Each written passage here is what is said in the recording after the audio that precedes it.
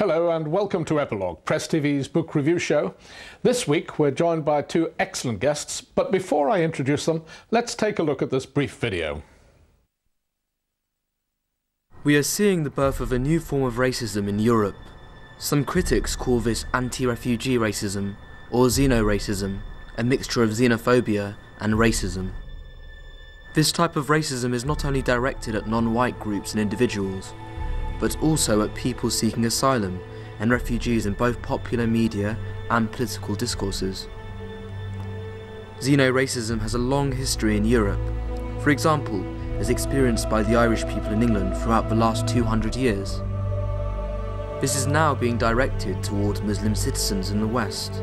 This xeno-racism is fueled by the fact that, in England, the Muslim community constitutes the largest immigrant community. Since 1997, there has been a rising tide of Islamophobia. In the wake of 9/11, European security services have used the supposed war on terror to extend the surveillance structures already operational against asylum seekers and foreigners to profile other groups perceived to constitute a threat. Observers say the growth of anti-Islamic feeling, the primacy given to security over all other concerns, and the general post-9/11 xenophobia has led to a new McCarthyism. In this new and dangerous manifestation, it is Islam that takes up the role formerly occupied by communism.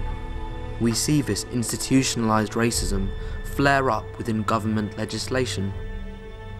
For instance, the recent anti-terrorism legislation, which had been used for Islamophobic purposes. The United Kingdom's highest-ranking Muslim police officer, Tariq Ghaffur, confirmed this view. In August 2006, at the National Black Police Association conference, he said that the people who were detained under the anti-terrorism legislation were all Muslims. The people who were detained under the old detention without trial, which was struck down by the House of Lords, were all Muslims. The people who have now been subject to control orders were all Muslims.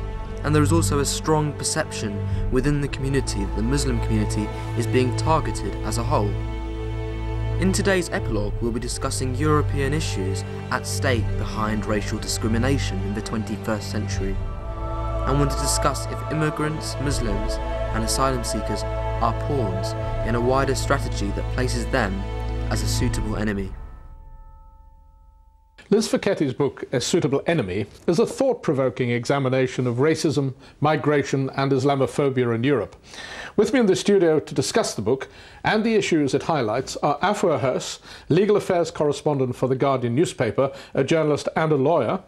And my other guest is Baroness Perry, who sits in the House of Lords and chairs the Conservatives' Public Services Commission. Lady Perry was Chief Inspector of Schools and the first woman head of a university in the UK.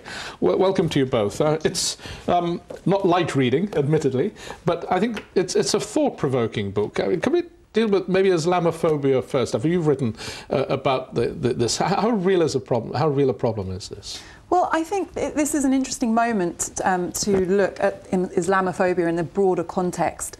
And I think that's one thing this book does well. It draws different things that have happened in different European countries since 9/11 predominantly through this lens of Islamophobia.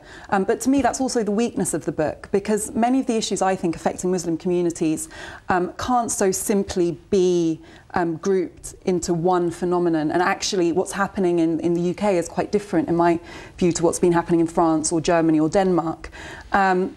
So although I think it is useful to step back and ask how much of what's happened, and I think there's really two different strands to this.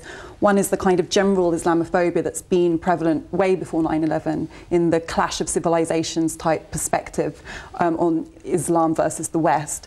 And the other is the post-9/11 phenomenon of this new fear about security.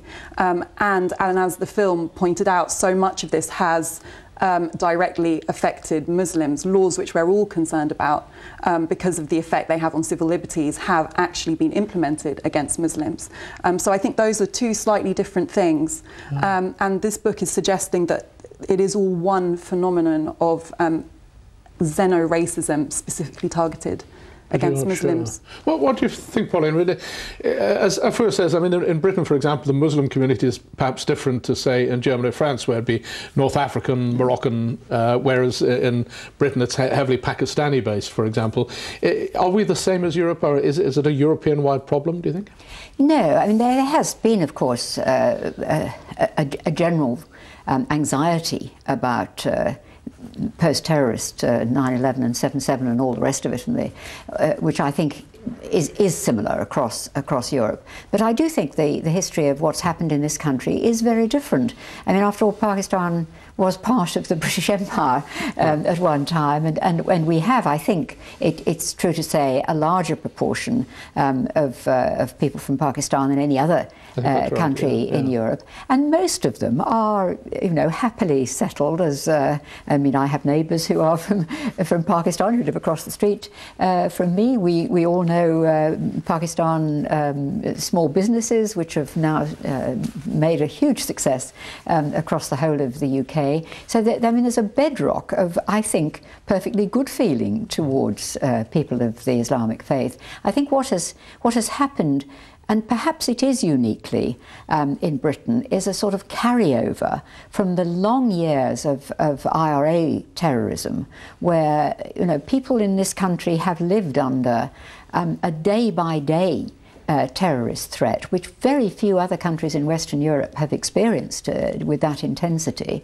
And so just when we thought, you know, it was safe to come out of our homes, all of a sudden we had 7/7, you know, following on 9/11, and my goodness me, we've got terrorists again. And so the sort of focus, I think, of the Brits is much more intense in a genuine fear of terrorism than in other countries, and probably only the American legislation following 9/11 is quite as vicious as some of our anti-terrorism